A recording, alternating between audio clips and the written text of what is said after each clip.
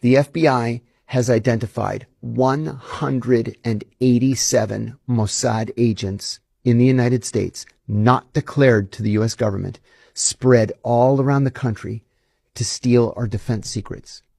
And I raised my hand. I said, why? We give them 99% of our defense secrets. And he said, exactly. They're here to steal the last 1%. And that's what they do. The Israelis are not friends of the United States.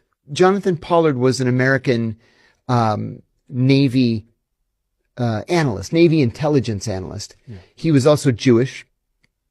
And the Israelis recruited him to give them top secret information on the Soviet Union.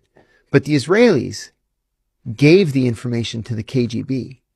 And in exchange, the KGB allowed the Russian Jews to emigrate to Israel. So Pollard was arrested. He was charged with espionage, convicted, and spent 30 years in prison. He did the whole 30 years. And then when he got out, Sheldon Adelson, a rich American Jew, provided his private jet, flew Pollard back to Israel. He was met at the airport by Benjamin Netanyahu. When he got off the plane, he kissed the ground in Israel. And Netanyahu gave him Israeli citizenship. And now he's running for the Knesset. Wow. Mm-hmm. Anybody else would have died in prison or eventually would have been the subject of a prisoner exchange. He was one of the most damaging spies in American history. And now he's seen as some kind of a hero, which makes me... We don't accept gifts anymore from the Mossad. Because every gift they gave us had listening devices built in inside. And we x-ray everything. We would say, guys, you have to stop trying to bug our conference rooms. We hate it. And we catch you every single time. So Mossad, for the last 40 years now, Mossad has not been allowed inside CIA headquarters. We meet with them outside in a private office because we can't trust them. They're constantly trying to bug us, constantly trying to recruit our people. I said, my name is John Kiriakou. I was overt, not undercover. So I said, my name is John Kiriakou, and I'm going to brief you on Saddam Hussein's psychology. And the Shin Bet guy, he has his glasses like this, and he says, spell your name.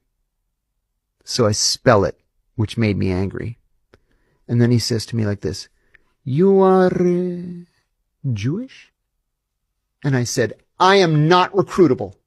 Don't even think about trying to recruit me. I was enraged. So afterwards, everybody was laughing. And they said, they've done that to all of us. Every one of us. My boss said, how did it go? And I said, I'm so mad right now.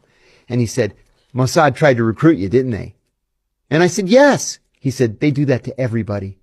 They're just crude about it. Obscure pro-Israel journal, scholarly journal, published an article written by the Israeli foreign minister's political director, in which he said that I was a noted anti-Semite. Noted anti-Semite. Now, this is something they do on purpose.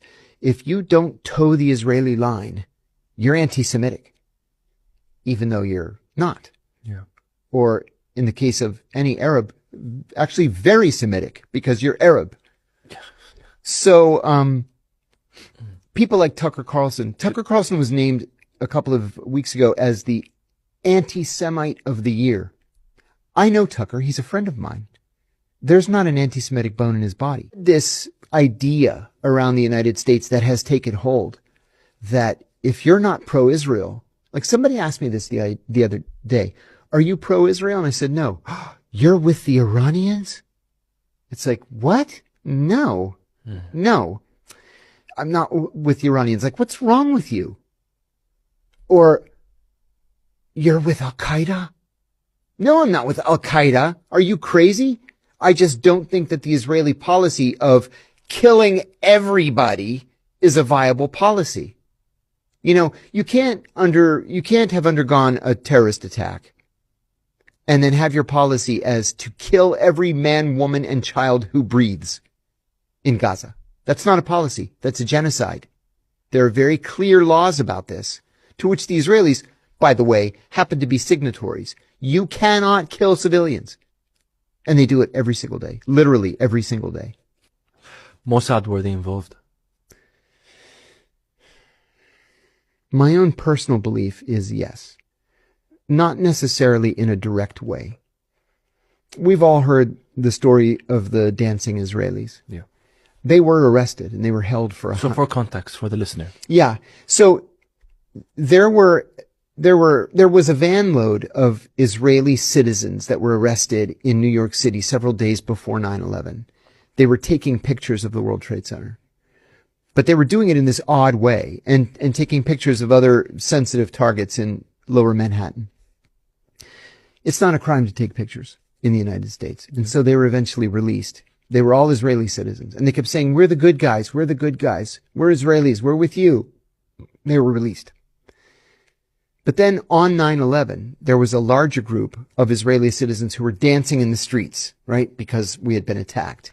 Now, they knew, the reason why they were dancing is because they knew how the United States would react. So they were celebrating the reaction. They were celebrating the reaction. We're going to go out and we're going to kill 1 million Muslims, which is exactly what happened. The number may be 2 million.